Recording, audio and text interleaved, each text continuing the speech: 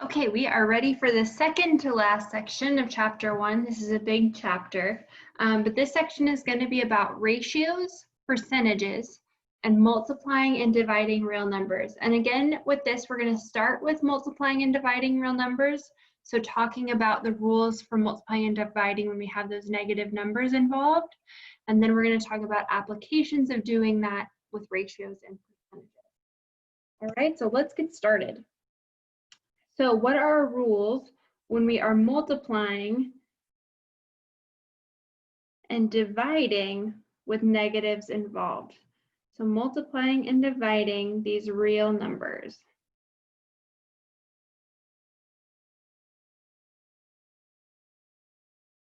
All right, so the nice part is the rule is the same for both of these operations.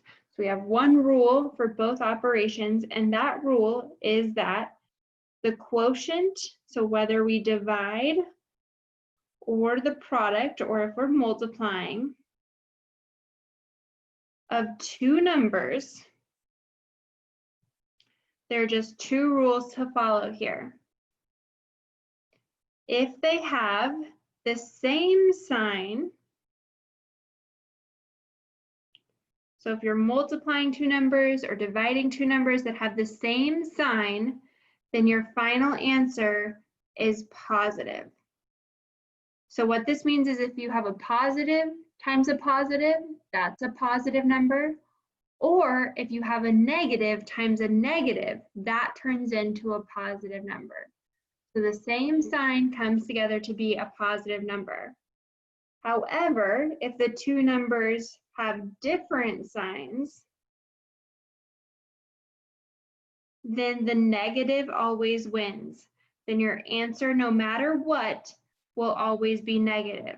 So the main difference here, right, between addition and subtraction and then multiplying and dividing is that with addition and subtraction, when we had a different sign, the final answer could be negative or positive. Here the rule's a little bit more, I guess, easy to follow, right? Because it's always the same. If they're different signs, the answer is always a negative. So a positive times a negative is a negative. A positive divided by a negative is a negative, and vice versa. Okay? So let's follow those rules and do a few examples. All right, so we're going to keep the numbers small so we can do these by hand, but also, again, practice with putting these negatives and operations in your calculator to make sure you know where that negative's at, to make sure you know how to do this in your calculator as well. The first one I want to do is take -2 times 4. So right there, and I like to do this when I'm doing these problems, I can decide on the sign first. I have a negative times a positive, so my final answer should be negative. -2 times 4 is 8. And that's it. If instead we have a -7 times a -3, right there, I know since I have two numbers of the same sign being multiplied together, my final answer is positive.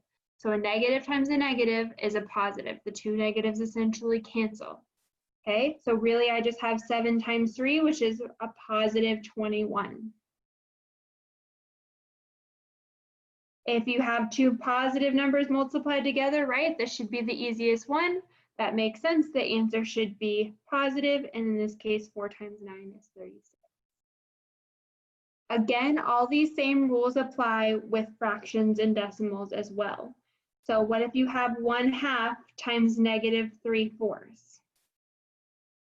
Okay, so again, this is a good review of how we multiply two fractions together.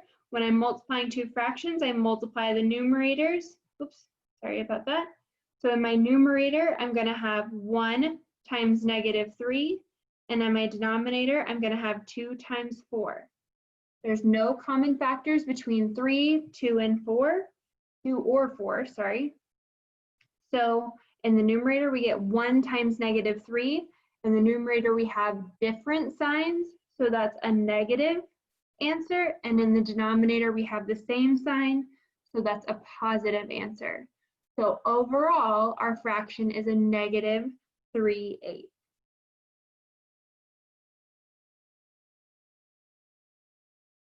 okay? We took a positive number times a negative number, so we knew we should end up with a negative number in the end, and that's what we saw. Let's do a few division problems. What about if you have negative 56 divided by 7? What should your final answer be as far as the sign? Negative, since we have different signs. So my final answer should be negative, and it's just a matter of taking 56 divided by 7, which is 8, so negative 8. What about negative 15 divided by negative 30? Those are the same sign, so your answer should be positive.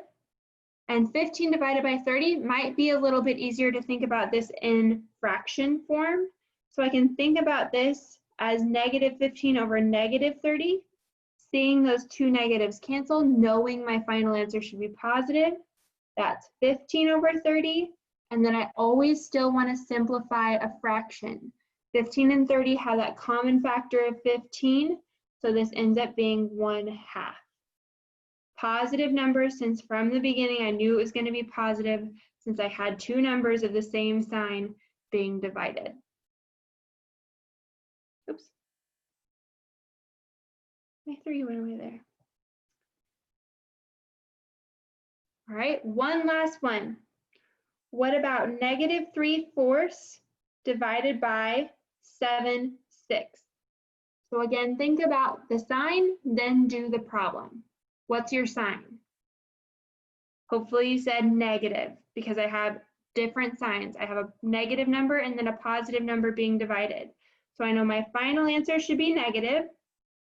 And in order to divide fractions, that means I need to take the first fraction multiplied by the reciprocal, or to flip the second fraction, remembering that rule there.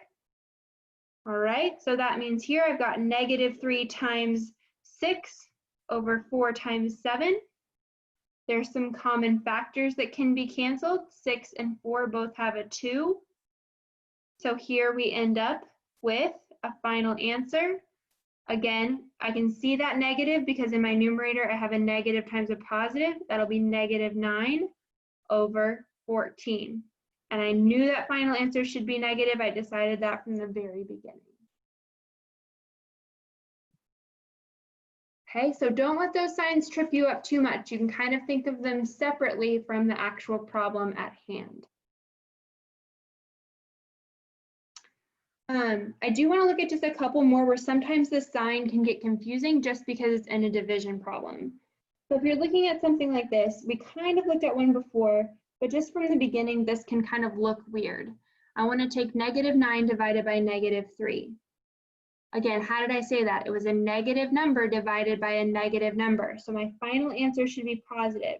So what you're seeing there is that negative numbers cancel just like factors do when we're dividing. And then I can still simplify this down. There's a 3 in both 9 and 3.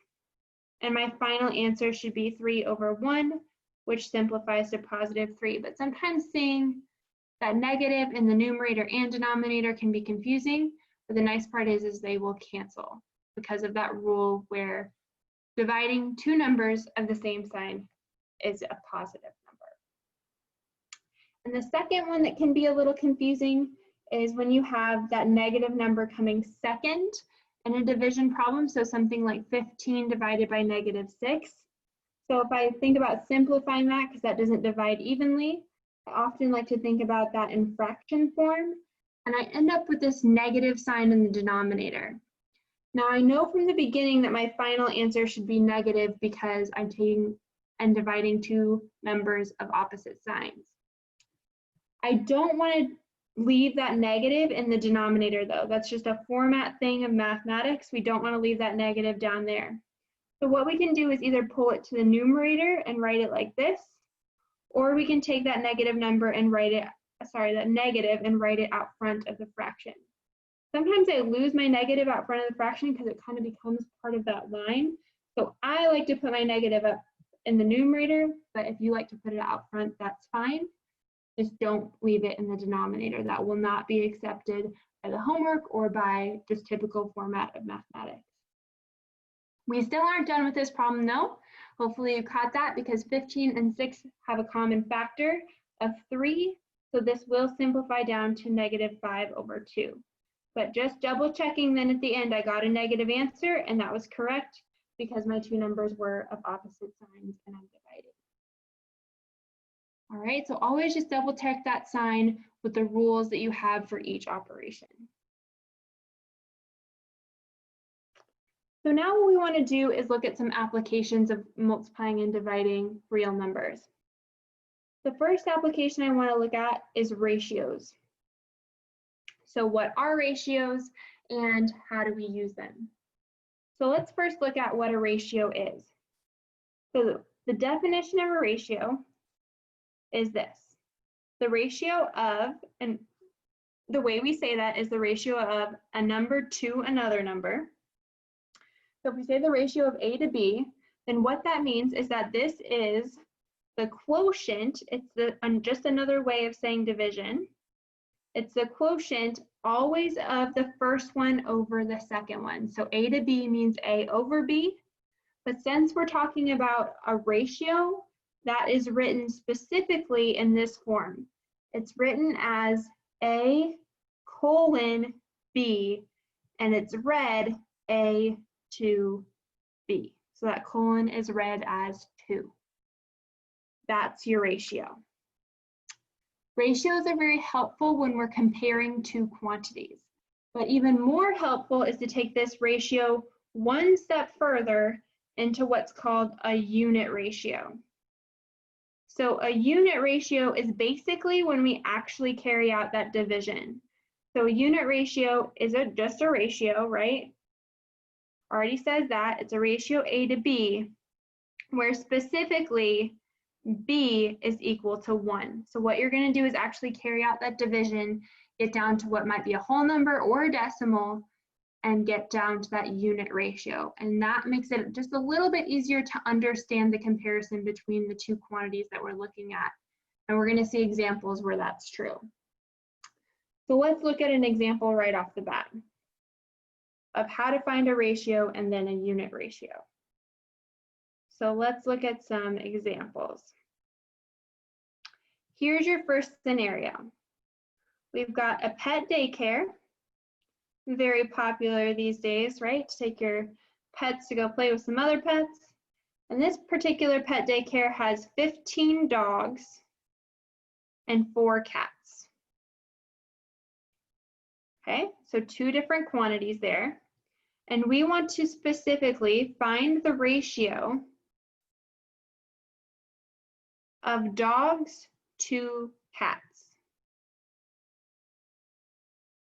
Okay, so remember from up above, we can start to know what that means. We can compare that to the definition above. But then what we want to do is really think about what does that mean? So let's do that first, and then we're going to find the unit ratio. Okay, so first find the ratio and explain in words what that ratio means so we can really understand it. So ratio of dogs to cats. So writing that out, dogs to cats. That's what my ratio should look like, and now I want to plug in the numbers. There was 15 dogs and 4 cats. So my final ratio is 15 to 4. Now I do always want to simplify ratios that, just like I have to simplify fractions. So I think about this over here, I'm thinking, okay, this is like looking at 15 over 4. Do those have any common factors? And they do not. So this is simplified right here, and this is my final answer. 15 over 4, or sorry, 15 to 4 is the ratio of dogs to cats. Now that's when things kind of get a little bit confusing. It's like, okay, I put the numbers together, I put them in the right order, but what does this even mean? What am I looking at? So if I write this out and talk about what this means, it didn't simplify or anything. So really it just means kind of what I already read. It means that for every, remember 15 was the dog, so for every 15 dogs, there are 4 cats. And that's where I mean that the unit ratio is going to end up telling us a little bit more, because that basically, thinking about what that ratio means, just tells us what we already knew. The comparison isn't helpful. So what we want to do now is instead find the unit ratio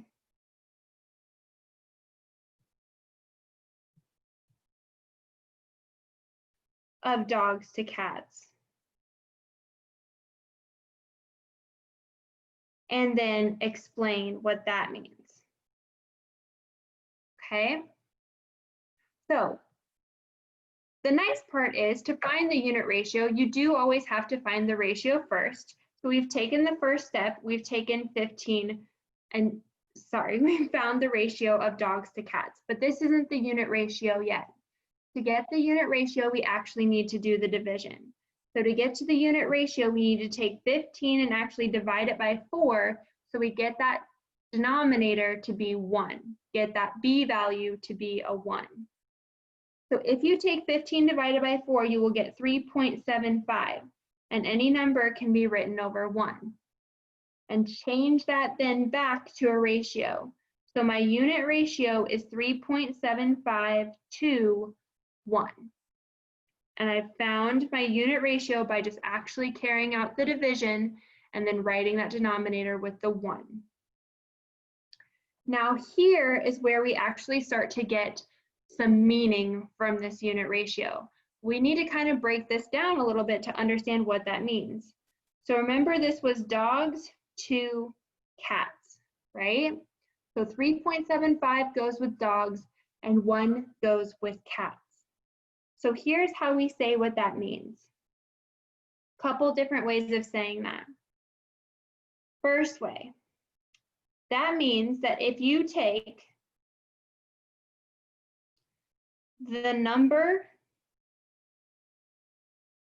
of cats, so you always take the denominator here, okay? If you take the number of cats times whatever the unit ratio is, 3.75 in this case, okay, so that comes from here, you will get the number of dogs. Now that's the straightforward answer. That's exactly what the unit ratio is. Basically, the prescription here is that if you take the denominator times the unit ratio, you will always get the numerator.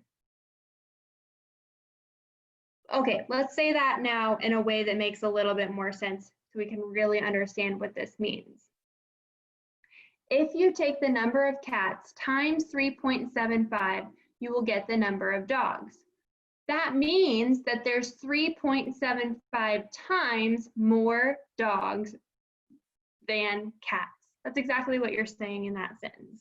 And that to me is just a little bit clearer.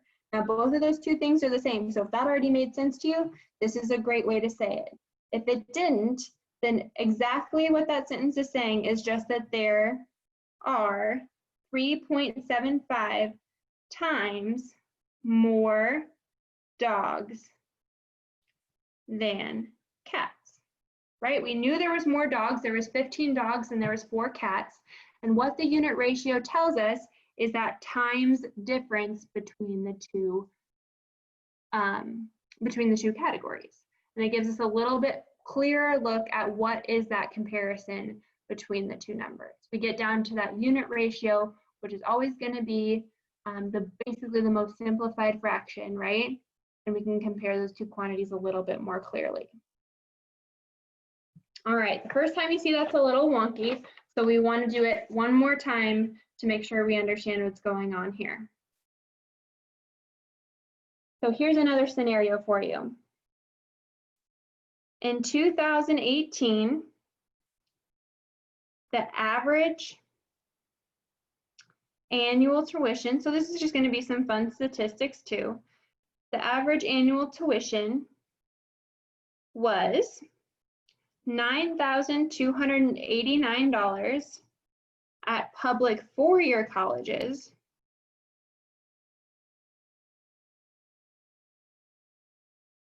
and it was $3,570 at public two-year colleges.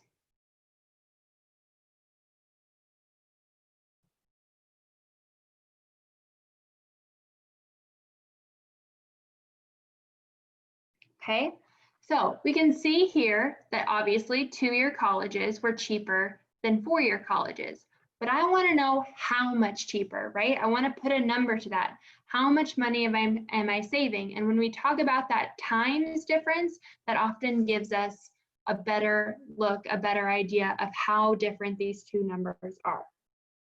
All right, so in order to find that difference, let's find both the ratio, and then we know that's going to be okay, but the unit ratio is actually going to be a little bit more helpful. And then we're going to explain. Okay, so let's start with the ratio. We want to find, and I need to tell you what ratio I want, right? I want to find the ratio of four-year colleges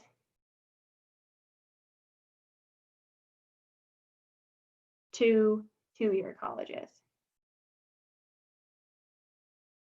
Important to give that piece of information. That piece of information will always be given to you because that tells you what order to put these two numbers in. So can you put them in the right order? What will that ratio be? So there you should get 9,289 to 3,570. Now this is a fraction I would put into your calculator and have your calculator check to see if this is simplified. It turns out that there are some common factors here, and this simplifies down to 1,327 and 510. Now again, this ratio, I still have no idea what that comparison between four-year colleges and two-year colleges is. It's not any more clear than where I started.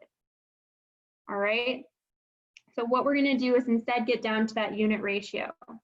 So again, to find that unit ratio, you can either take these two numbers and divide, or these two, you'll get the same answer. You're gonna take 9,289 and divide it by 3,570.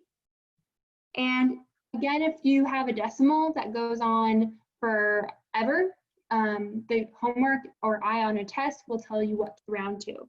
So here, let's just, if we get a non-terminating decimal, let's round to the nearest two decimal places, or to the nearest 100.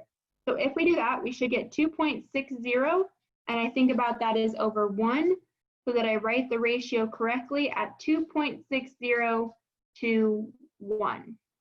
And that's my unit ratio. And now here is where I can start to explain.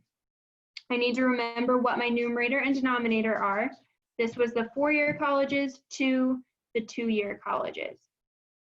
So remember, when you're explaining, you always state that the denominator is, we always say that the numerator is that much times bigger than the denominator. So here we got four-year colleges, and we're talking about money here. So four-year colleges are 2.6 times more expensive than two-year colleges.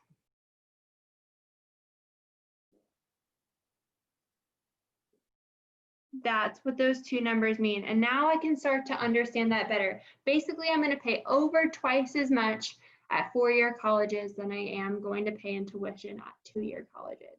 And that unit ratio really gives me a good idea of the comparison between those two tuitions. Okay, and I'm right with you. You always kind of have to go back and forth and remember, okay, did I say that correctly? And the good check here is that you knew that four-year colleges were more than two-year colleges.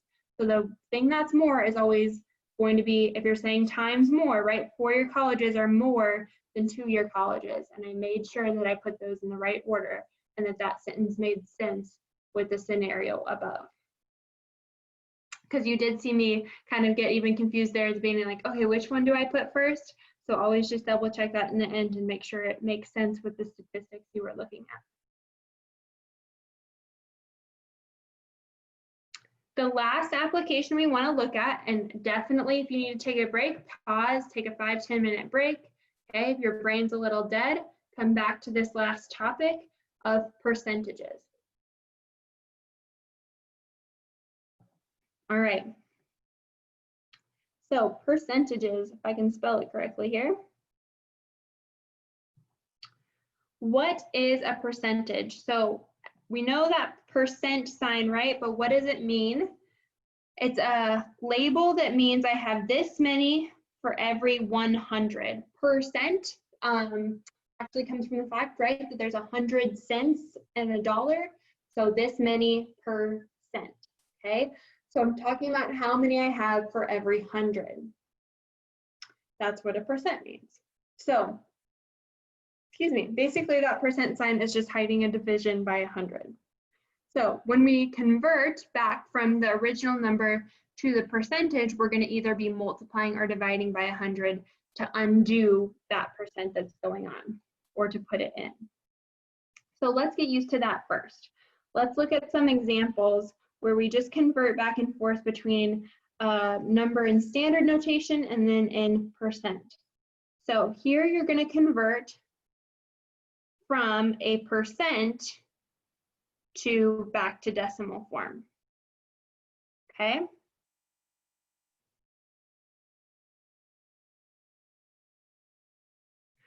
So first one here, take 72%. What is that as a number? Drop the percent sign. So this means you're just going to use this property up here. 72%, if I drop the percent sign, means 72 over 100. If I take 72 and divide it by 100, I get 0.72. So that's the decimal form, and I started with the percent form. We're going to do that a few more times just to make sure we got it. So what about 5%? What do you get here? You should take 5 divided by 100, and you should get 0.05. You can put that 0 out front if you want, either way. And that's your answer. If you have 0.2%, percents can have decimals in them themselves. It just means you need to take that exact number you're seeing and divide it by 100. So in this case, the decimal form is 0.002 after you take 2/10 and divide it by 100. You can also have a percentage over 100, a 3-digit percentage. You're still going to take whatever that number is and divide it by 100, and that number would be 1.2. So if you see a trend here, kind of a shortcut in doing percentages, is that every time you convert to a decimal form, the decimal just moves back twice. There it moved back twice to 0.72. There it moved back twice to 0.05. Here it moved back twice to 0.002. And here it moved back twice to 1.2. That's just a quick way to divide by 100, basically. Okay? So just some quick tricks there.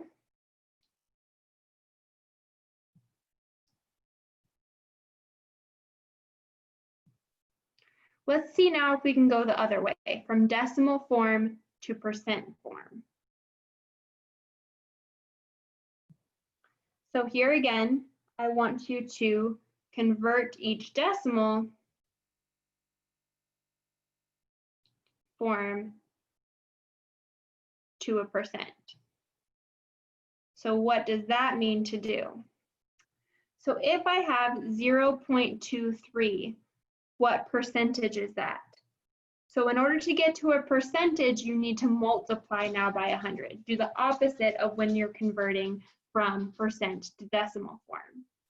So this is the same thing as 0.23 times 100%, and I now have that percent sign, so 0.23 is 23%.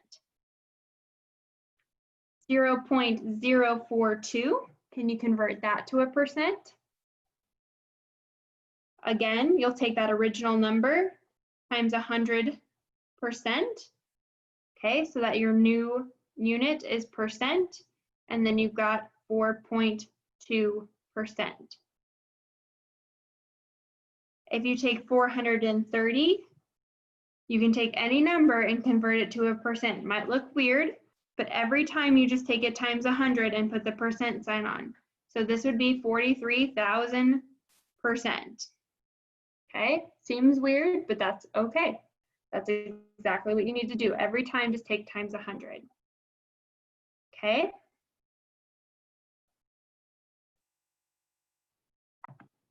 Okay, so now that we kind of understand what a percent is and how to convert it back and forth between basically the normal numbers we're used to seeing, we want to use percents to describe some situations. Okay, so we're going to look at some applications here of percents.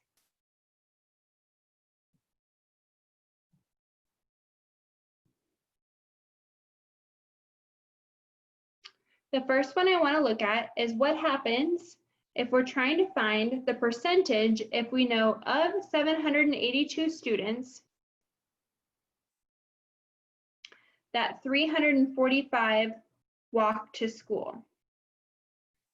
So if we have these statistics, can you tell me what percentage of the students walk to school?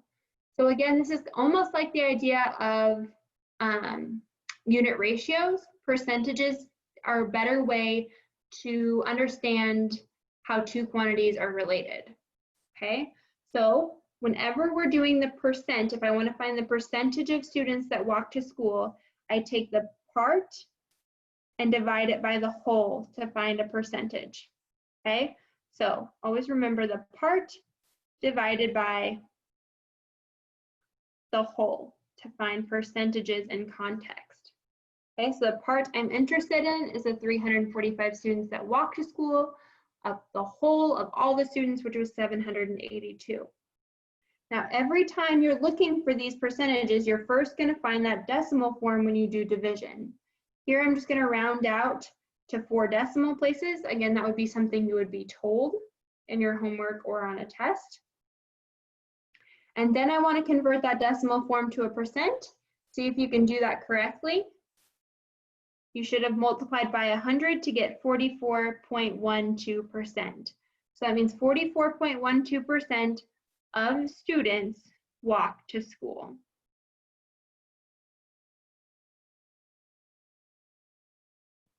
Okay, so part divided by whole is a good way to think about finding percentages in context. Now, the other topic I want to talk about with the application of percents is finding the percentage of a number. So there we found the percentage. What if we're given the percentage, can we get back to that quantity?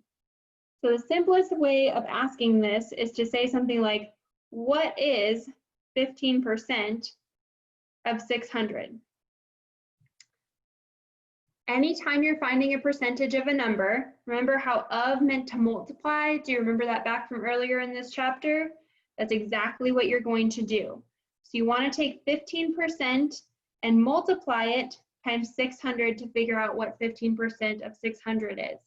Now to actually do that multiplication, you're going to need that percentage in decimal form. So that's 0.15 times, sorry, got 2 dots there on accident, times 600. If you take 0.15 times 600, you get 90. So 90 is 15% of 600. So a good application where you would use this would be to find out if you know, for instance, that there are 200 faculty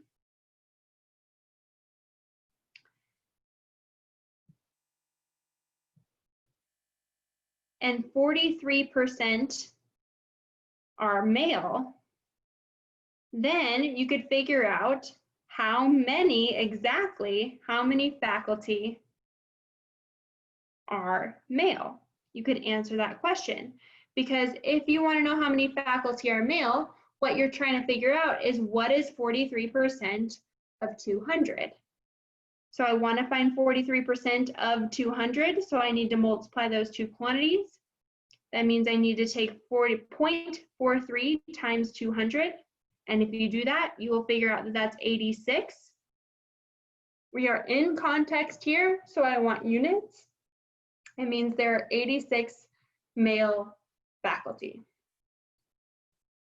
So I can be given a percentage and find the quantity if I have that whole, or if I'm given the two quantities, I can find the percentage to relate the two.